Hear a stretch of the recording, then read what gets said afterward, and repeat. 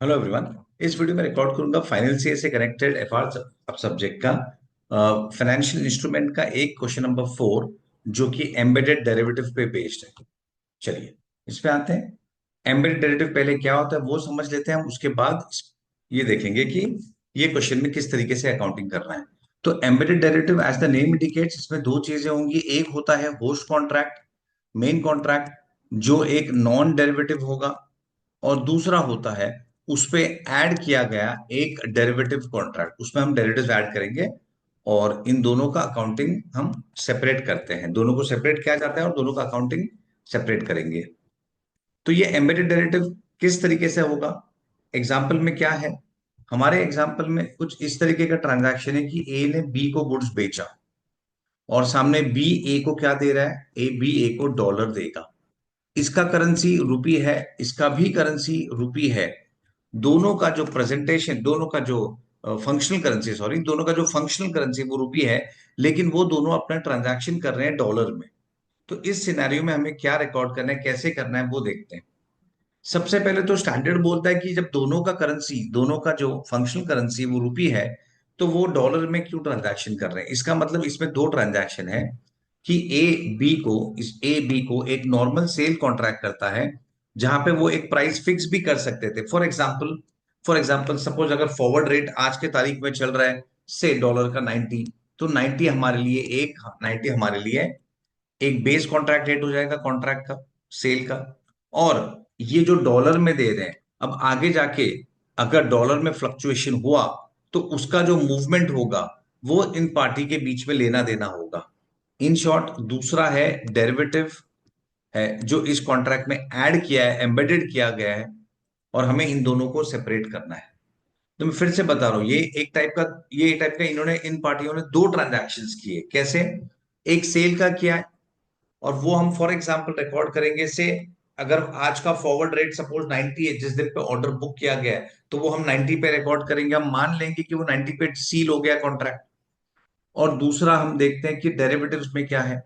मतलब अगर आगे जाके रेट 92 हुआ और ए लिमिटेड बी लिमिटेड को गुड्स बेच रहा है और उससे पैसे लेगा, डॉलर लेगा, तो इसका मतलब क्या हुआ, स्टैंडर्ड हमें क्या बोलता है कि भाई ए लिमिटेड बी लिमिटेड को 90 रुपीज के गुड्स बेच रहा है और आगे जाके अगर रेट 92 हो गया तो 2 रुपीज एक्स्ट्रा मिल रहा है। वो है फ्लक्चुएशन गेन, वो है डेरिवेटिव्स का गेन। और अगर आगे जाके रेट 88 हो गया तो सेल तो 90 पे ही होगा, लेकिन 2 रुपए का लॉस हो गया, उसमें ए लिमिटेड बी लिमिटेड को देगा 2 रुपए का लॉस, और ये है हमारा डेरिवेटिव लॉस। तो इस तरीके से बेसिकली स्टैंडर्ड बोलता है कि जब ए लिमिटेड बी लिमिटेड को कॉन्ट्रैक्ट कर रहा है कि मैं तुझे गुड्स बेचूंगा और सामने रुपी ले रहा है, तो कुछ नहीं, तो नॉर्मल है। लेकिन अगर सामने रुपी नहीं ले रहा है, तो वो सामने डॉलर ले रहा है, तो स्टैंडर्ड बोलता है ये दो ट्रांजैक्शन है, एक सेल और एक फ्लक्चुएशन का। तो हमें ये फ्लक्चुएशन का जो इंपैक्ट है वो सेपरेट करना है बेसिकली। उसे हम सेल्स में नहीं दिखा सकते, उसे हम उसे हमें सेपरेट पीएनएल में दिखाना पड़ेगा एज अ डेरिवेटिव गेन या डेरिवेटिव लॉस। सब पे आते और ज्यादा समझेगा कि क्या हो रहा है इसमें।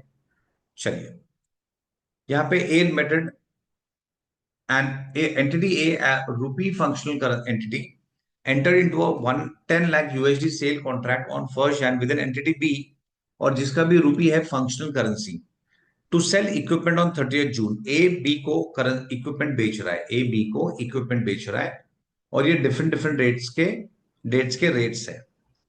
अश्यूम that this contract has an embedded derivative, तो हमें अश्यूम ही करना है, हमें अश्यूम करना है कि भाई इसमें एम्बेडेड डेरिवेटिव है। हमें डिसाइड नहीं करना है, और डिसाइड करना है तो कैसे किया जाता है। तो वो ऐसा होता है कि सपोज अगर ए और बी जो ट्रांजैक्शन कर रहे हैं, इसका भी रुपी पर ट्रांजैक्शन डॉलर में हो रहा है, तो डॉलर अगर समझो, डॉलर जो ट्रांजैक्शन का करेंसी है वो अगर कंपलसरी है, प्रैक्टिस में यही चलता है। कंपलसरी मतलब प्रैक्टिस वही है, जैसे कि अगर ऑयल का जब डील होता है तो पार्टीज ऑयल को डॉलर में डील करते हैं, ये एक प्रैक्टिस है। तो उस केस में क्या ए और बी ने मिलके थर्ड करेंसी डॉलर को डिसाइड किया कि भाई हम डॉलर ट्रांजैक्शन कर रहे हैं, विलिंगली क्या फोर्सफुली। तो अगर प्रैक्टिस है तो वो फोर्सफुली हो रहा है, और फोर्सफुली हो रहा है तो वो एम्बेडेड डेरिवेटिव नहीं है। जहां पे पार्टीज विलिंगली कोई और करेंसी लेते हैं, तब माना जाता है कि वो एम्बेडेड डेरिवेटिव है। तो यहाँ पे हमें वो सब भी नहीं चेक करना है। यहाँ पे जो कंडीशन है वो ऑलरेडी सेटिस्फाइड और ये एम्बेडेड डेरिवेटिव है. And required separation.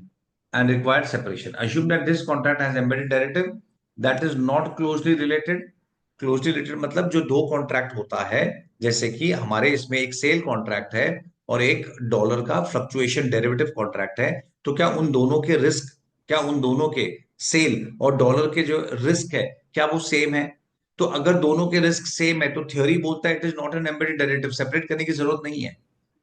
अगर सेल ऑफ गुड्स और डॉलर के रिस्क अगर सेम है तो हमें सेपरेट करने की जरूरत नहीं है. लेकिन अगर डिफरेंट और सेपरेट करना है तो यहाँ पे लिखा गया it is not closely related. मतलब गुड्स और जो डॉलर वाला पार्ट है सेकंड वो क्लोजली रिलेटेड नहीं है, दोनों के रिस्क अलग है.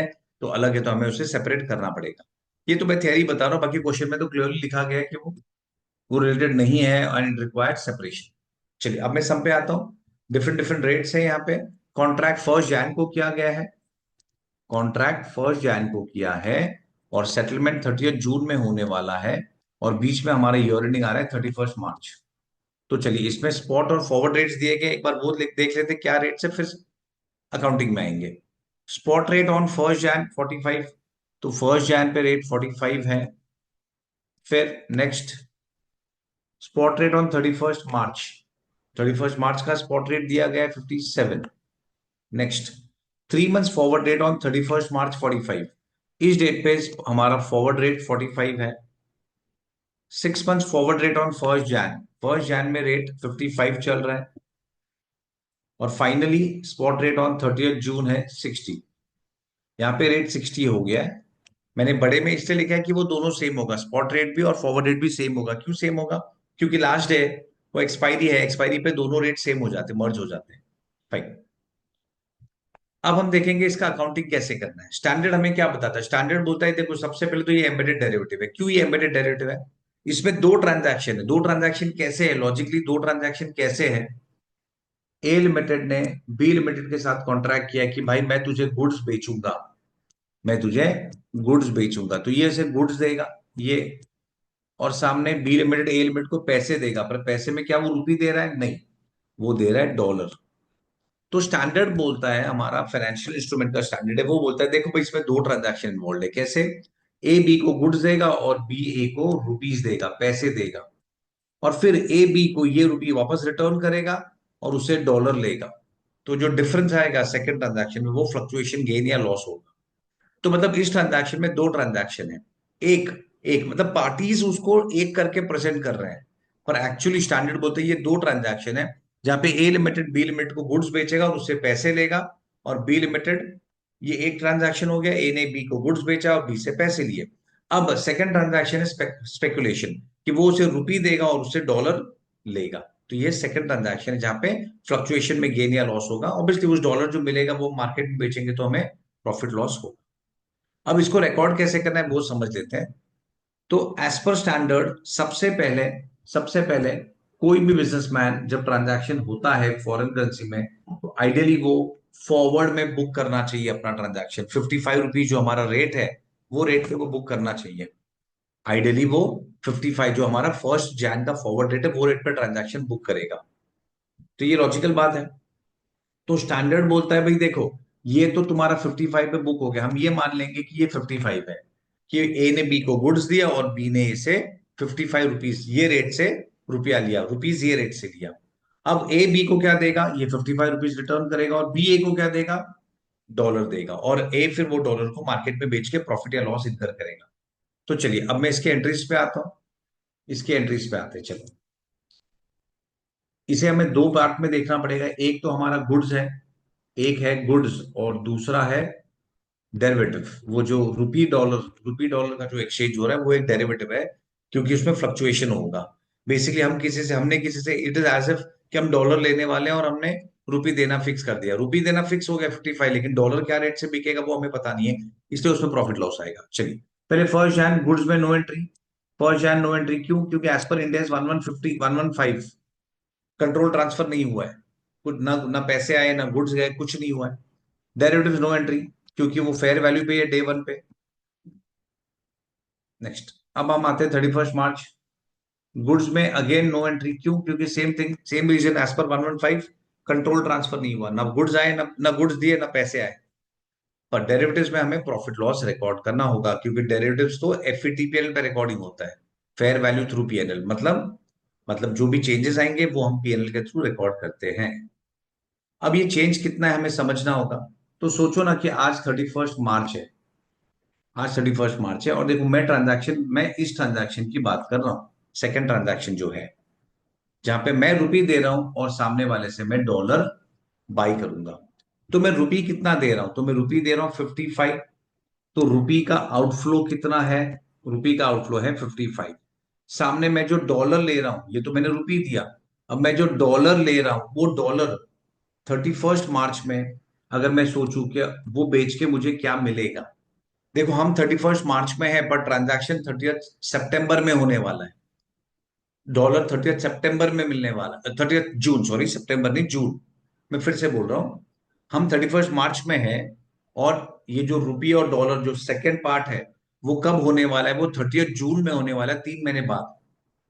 तो हम क्या देखते हैं, हम सोचते हैं, हम 31 मार्च में है, यहाँ पे है, और हम सोचते हैं अगर 30 जून में ये ट्रांजैक्शन कैसे होगा, क्या प्राइस पे होगा।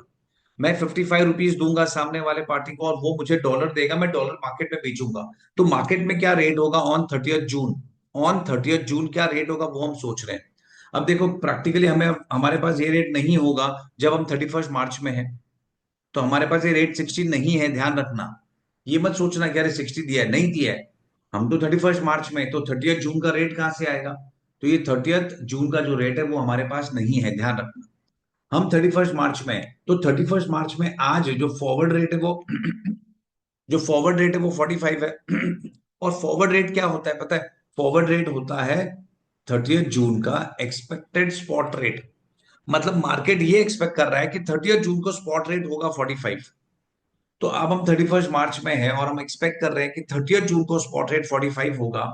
मतलब मैं पार्टी को क्या दूंगा, मैं पार्टी को दूंगा 55 रुपीज, और वो मुझे क्या देगा, वो मुझे देगा डॉलर। और वो डॉलर मैं मार्केट में कितने में बेचूंगा, 45। हम है 31 मार्च में, पर हम सोच रहे हैं 30 जून को क्या होगा। तो इसका मतलब 15 रुपीज पर डॉलर मुझे लॉस होगा। अरे 10 रुपीज, मुझे 10 रुपीज, 55 - 45, मुझे 10 रुपीज पर डॉलर लॉस होगा, पर डॉलर मुझे लॉस होगा। मुझे 55 देना है, और मुझे जो डॉलर मिलेगा वो मैं मार्केट में 10 में बेचूंगा, वो मैं 10 में बेचूंगा। तो मुझे 10 रुपए का लॉस है। तो लॉस, अच्छा ध्यान रखना इसमें फॉरवर्ड एक्चुअली एंटर नहीं हुआ है। ये जो फॉरवर्ड है ना 1 जैन को हमने एंटर नहीं किया, ये सबसे इंपॉर्टेंट है, एंटर नहीं किया है। स्टैंडर्ड खाली मानता है कि अगर नॉर्मल बिजनेसमैन होता तो वो फॉरवर्ड पे बुक करता, तो 55 पे ट्रांजैक्शन होना चाहिए, इसका मतलब 55 पे होना चाहिए, ऐसा हम सोचते हैं। एक्चुअली फॉरवर्ड एंटर नहीं हुआ है, ध्यान रखना। तो हम बोल रहे हैं कि भाई हमने उसे रुपी दिया होता 55 पे, और डॉलर मिलता कितना, 55 डॉलर मिलता, और वो हम मार्केट में बेचते 45 में, तो कितना लॉस हुआ, 10 का लॉस हुआ। तो चलिए लॉस है, लॉस हम पहले बुक करेंगे, 31 मार्च को लॉस बुक करेंगे। PNL account debit to derivatives financial liability, amount $10 lakh into 10 rupees, that means 100 lakhs। ये ट्रांजैक्शन रिकॉर्ड होगा 100 lakhs का। ये फ्लक्चुएशन बताएगा कि हमें 100 lakhs का लॉस हुआ है, एक्सपेक्टेड लॉस। अब हम आते हैं 30 जून, 30 जून पे आते हैं। अब हम सेल्स करेंगे सबसे पहले, तो क्योंकि अब तो कंट्रोल ट्रांसफर हुआ ना, अब तो डिलीवरी हुआ। तो trade receivables account debit to sales या रेवेन्यू जो लिखना है, और अमाउंट आएगा $10 लाख, $10 लाख इंटू इंटू 55। देखो मैं फिर से बोल रहा हूं, यहाँ पे फॉरवर्ड कॉन्ट्रैक्ट एंटर नहीं हुआ है। स्टैंडर्ड सिर्फ बोलता है कि भाई अगर 1 जैन में ट्रांजैक्शन होता, तो एक businessman, normal businessman forward book करता और 55 पे उसका ट्रांजैक्शन होता। तो यहाँ पे हम यही मान रहे हैं कि भाई 55 जो है वो हमारा, 55 जो है वो हमारा सेल है, वो सेल रेट है हमारा। एज इफ हमने वो रेट पे बुक किया है, एज इफ। और उसके ऊपर नीचे जो भी एक्स्ट्रा मिलेगा वो हमारा डेरिवेटिव्स का प्रॉफिट लॉस है। तो ये 550 lakhs पे ट्रांजैक्शन रिकॉर्ड होगा। अब हम आते हैं 30 जून पे। अब 30 जून पे क्या रेट चल रहा है, 30 जून पे रेट चल रहा है 60। हम फिर से ये सोचेंगे 30 जून में क्या हो रहा है। मैं डॉलर दूंगा, मैं रुपी दूंगा, सॉरी मैं रुपी दूंगा। तो मुझे 55 का आउटफ्लो करना पड़ेगा, और मुझे सामने डॉलर मिलेगा। डॉलर मिलेगा तो मुझे वो डॉलर मैं मार्केट में बेच पाऊंगा और मुझे 60 रुपीज मिलेगा। तो अब तो मुझे 5 रुपीज का प्रॉफिट हो रहा है, अब तो मुझे 5 रुपीज का प्रॉफिट हो रहा है। तो मतलब मैंने जो पहले लॉस रिकॉर्ड किया था वो गलत है, तो मुझे अभी रिवर्स करना होगा। तो पहले तो हम इसको रिवर्स करेंगे, तो derivative financial liability to PNL, पहले इसको रिवर्स करो कि अब ये लॉस का रिक्वायरमेंट नहीं है, और फिर हम प्रॉफिट को रिकॉर्ड करेंगे। तो डेरिवेटिव्स फाइनेंशियल एसेट प्रॉफिट हो रहा है ना, टू पीएनएल, टू पीएनएल कितना, अमाउंट क्या था चेक करो एक बार, 5 rupees per dollar into 10 lakh dollars, 10 lakh dollars into 5, which means 50 lakh rupees का हमें प्रॉफिट है। ये हो गया।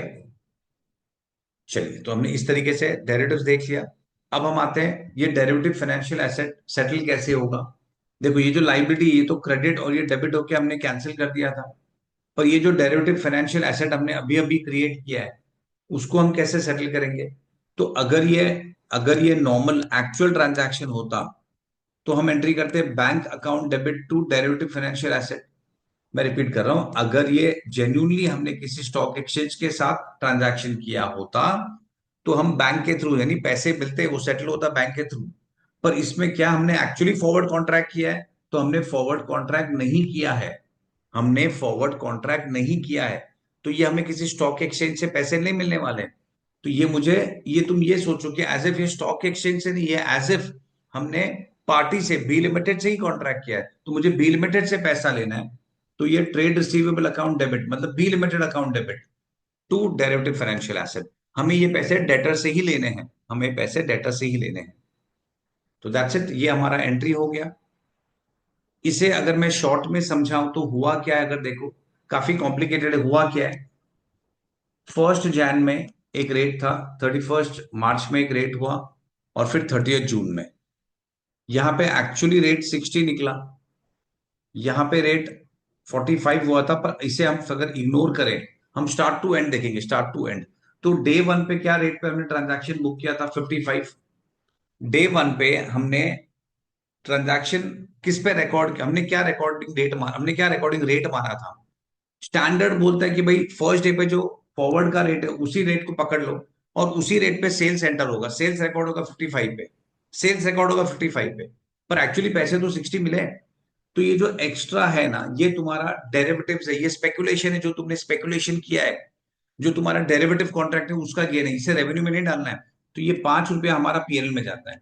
इन शॉर्ट 60 में जो एक्चुअली ट्रांजैक्शन हुआ है, एक्चुअल तो हम 60 में बेचेंगे डॉलर, तो उसमें 55 को रेवेन्यू मान लो, और बाकी का 5 जो है वो मेरा प्रॉफिट है, वो मेरा डेरिवेटिव्स का प्रॉफिट है। तो अल्टीमेटली यही हुआ है, हमने रेवेन्यू बुक किया है 55 पे, और हमने 5 रुपीज जो प्रॉफिट है वो डेरिवेटिव प्रॉफिट है, इसलिए पीएनएल में, पीएनएल के थ्रू, और ये हमारा रेवेन्यू हुआ है। तो ये अगर एमसीक्यू में है फॉर एग्जांपल 1 मार्क के लिए, तो ये बहुत इजी हो जाएगा समझने के लिए कि क्या है, कि भाई जो स्टार्टिंग का फॉरवर्ड रेट है उस पर हम रेवेन्यू बुक करेंगे, और इसके ऊपर जो भी हुआ, अगर फाइनल रेट 60 हुआ तो 5 का डेरिवेटिव प्रॉफिट, और अगर फाइनल रेट 58 हुआ होता सपोज, तो 3 का प्रॉफिट, या 52 हुआ होता तो 3 का लॉस। आई होप ये समझ गया है। चलिए, with this I stop the video.